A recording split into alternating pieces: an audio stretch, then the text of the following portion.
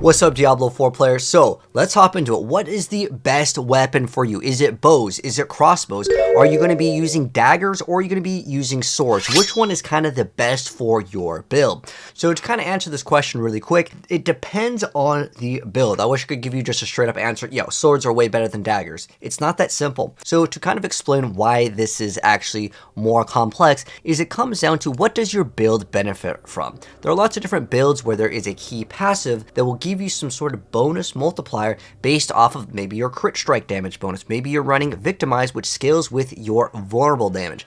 That is a huge factor when you're determining which weapon is going to be the best for you. Now, also in Season 5, we have actually got a massive update to a bunch of the implicits. So this video is definitely worth sticking around to the end because there's a lot of updates that a lot of people simply did not even know about, because I was telling you guys, certain stats have actually completely changed, and there's a reason why you don't want to play certain things anymore depending on your build. Now, in most circumstances, people will look at the number here and they'll say, well, okay, this one says on the implicit, which is the main difference on the weapon, where we see where it says damage to close, we have 20%, and the other one on the sword, it only goes to 17.5 crit strike damage.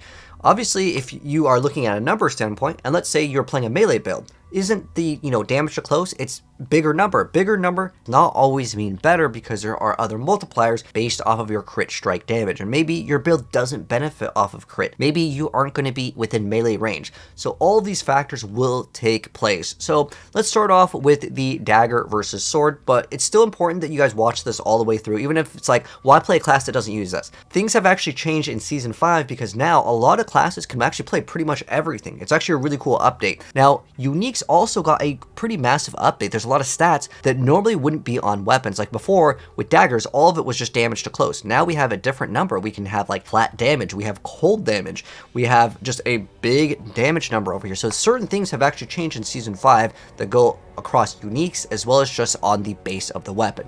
So let's go ahead and start off by looking at the daggers versus swords, and we'll also look at maces, axes, all of that stuff in the whole video. So for starters, daggers versus swords. Well, the difference is damage to close versus crit strike damage, but there's also another stat that a lot of people don't actually know about, but they feel it. So the difference between a lot of weapons is the weapon's attacks per second. Usually how it works is the attacks per second will be faster on one weapon, but the damage will be lower, so the damage per hit is lower. But of course you're attacking faster, so it's going to equalize. Most of the things is relatively equal in this game, as in the faster that you attack, obviously you're going to get more damage, but it's going to be less damage, if that makes any sense. So you're getting basically more numbers to appear on the screen, but the numbers aren't hitting as high. Hopefully that kind of makes a little bit more sense. But a lot of times you may feel that the character feels much better with a certain weapon because you are reaching what's called a breakpoint, where if you reach a certain amount of attacks per second, it does actually bring you to a next threshold. So without going over every single skill, because that's what you would really need to factor in, and you'd have to factor in also what build you are playing, kind of answer the question, I'm going to try to sum this up as quickly as possible, but the attacks per second will matter in another category, which is actually your resources. So there are certain builds that may run out of resources. If you are having resource problems, the slower attack per second will actually benefit you a little bit more. Or if you're running a build that can heavily benefit off of, attacking a lot faster, but the damage doesn't matter because you're playing some sort of lucky hit, Andariels or something like that, then you'd have to factor that in as well. So for starters, daggers versus swords, let's go over that. So the damage to close is obviously going to be better for melee. If you're playing a ranged build, you cannot benefit off of damage to close because the enemy is literally further away, right? Even though the damage number might be higher, if you're playing any build with, let's say, precision that can scale, or anything that gets bonus on critical strike damage, like it's another multiplier, then you would benefit more off of running swords. And in general, swords definitely sell for a little bit more, and that is simply due to the fact that range builds obviously don't really do damage to close. Although you could just get within melee range if you're playing like Barrage, it's not that big of a deal. But for the most part, swords are usually considered to be the better choice because it's more versatile, so they hold more value, especially because there's not that many bonuses on specifically rogue on the damage to close, where if you have, like, let's say damage to crowd control, there's other multipliers like close quarters that can benefit off of it. I'm not going to just make this video about the hero. We're going to go through all the classes here, but I'm just starting off with this one because daggers and swords are pretty much usable by most of the classes in the game. Now, another frequently asked question is, what about bows versus crossbows? Again, do you want to do crit stuff or do you want to do vulnerable stuff? In most cases, you will have more uptime on vulnerable damage in almost every single build, then crit. On average, people will get about 50-ish% crit, but your crit can vary. It depends on your build, so that number definitely could be something to consider, but in most cases, people will prefer a bow because you have faster attacks per second, so the build feels better. But look at the amount of damage that you're getting on the higher end. So bow at the highest end can hit for 4,000 on the damage per hit, where the crossbow is 4,900. That number is much higher. If you're playing a certain build like a Beastfall Boots where you're just trying to one-shot things, well, the crossbow is just going to be objectively better because the numbers are simply higher if you're trying to do some of these niche things. But don't skip out on the uniques. I don't want to make this video all about uniques, but like there is a huge benefit off of uniques. Like you have damage to crowd control, which can facilitate close quarters. That number will go way through the roof because that multiplier now will exist because you have that bonus. So again, that's what I'm trying to say. It's kind of dependent on the build. I can't really answer your question, but in most cases, people just prefer the bow. It's the way that the actual build feels, but it's still not bad to get vulnerable because a lot of builds can make use out of that. Now, going into the Sorceress over here. So Staves actually got a benefit from damage over time for some reason.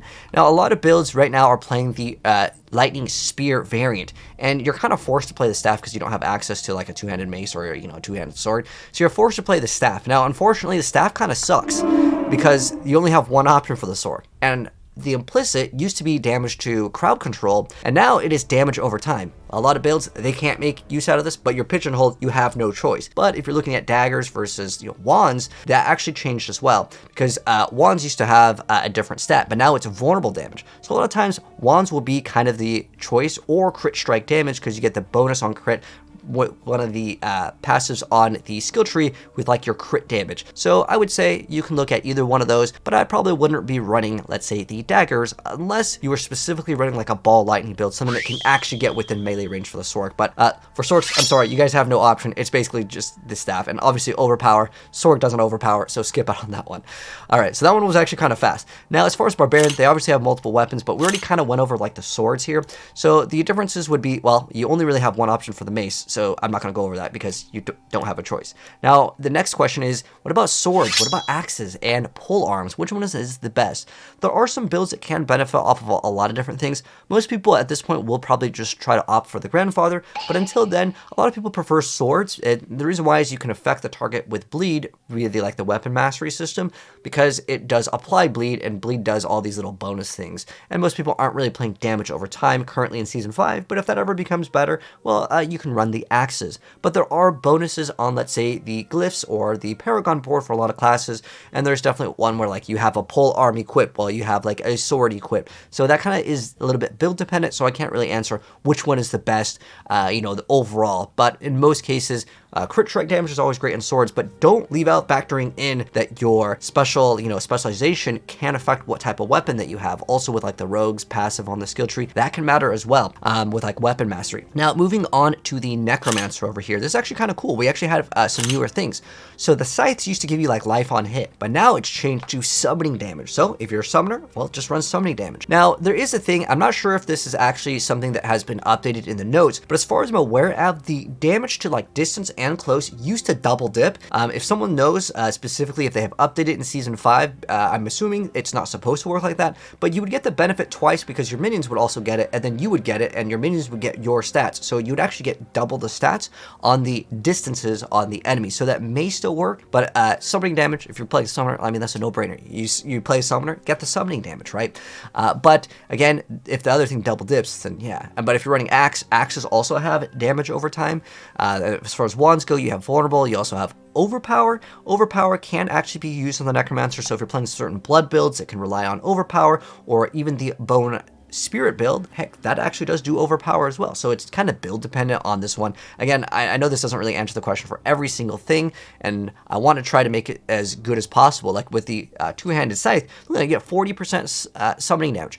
Most of the times, by the way, with the minions, it is better to have a slower hitting weapon because the numerical stats are much higher. That's why you see a lot of people, even back before when you had the option before we even had the bonus of summoning damage, they would run specifically a two-handed scythe because the ranges were really high on terms of the damage, but it was a slow attacking weapon, so you usually benefited off of slow attacking weapons with a summoner build. But again, if you're playing overpower, then obviously overpower, well, you can factor that in as well. There's not really too many things that benefit off of like getting vulnerable damage as far as I'm aware of for Necromancer, but again, overpower can be technically used. Now, as far as the Druid goes, unfortunately, it's kind of like the Sorc. You are kind of in a bad spot if you want to run a two-hander. Now, if you are playing, let's say, like a Pulverize build like the Bear Druid, well, then overpower is obviously going to be the stat that you're looking for. So you want the two-handed Mace. That's the good one to go for. But there isn't really too many like damage over time druids, but you can maybe make an Andariel's druid, and then at that point, damage over time can be okay if you want to run that. But if you're running like a two-handed like thing because you want that aspect to be very strong, unfortunately, damage over time isn't very good, and again, overpower isn't really good. So the stats of the weapon matter a lot more than the specific weapon type in this instance over here. But again, if you're doing overpower, then you can run Mace if you need to run something else. But the polearm actually is quite good because it gives you vulnerable damage, which is something that like almost all of the builds will run. If you are playing a build that can have the benefit off of crit, like let's say the Shred Druid, which you can get a 100% crit, and at that point the blade will be good, the sword. So again, it depends on your build, but hopefully this video will kind of answer the question, because I see it all the time when I'm making my builds. It's because some of the build websites, they don't have the option to select like swords, daggers. They actually just updated on Mobilytics, so I'm going to start including that in all my builds in the future. But I wanted to make this video to kind of answer the question, as sometimes it is dependent on the build that you're playing, as well as kind of how your damage buckets look. And that is basically for like another video. This is like a big subject. But to really answer the question, it depends on your build. But most of the time, this is such a small thing. Don't worry too much about it.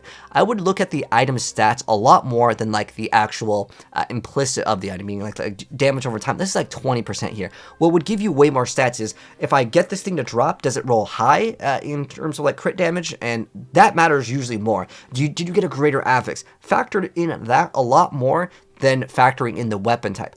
However, there is an exception in the glyphs and the Paragon board. For certain classes, there's certain things where it says like when you have a mace equipped, a two-handed weapon, a sword, that would matter in your skill tree and stuff. I know Barbarian is like that, where there's a lot of things that would definitely benefit on the skill tree, depending on the weapon type that you are running. So factor that in as well. Like you see, this is a bludgeoning, which would be a mace. This one over here is a two-handed weapon. So you have like this system where you may want to actually change depending on the build that you're playing. So factor then that in as well, and you'll get the best weapon. So hopefully this kind of answers the question here. But if there's any other things that you guys felt like I missed out on with this, let me know down below. And if you guys want to be up to date with knowing some stuff in Diablo and you're new here, hit subscribe, turn the bell, and I'll see you guys in the next video. Peace out.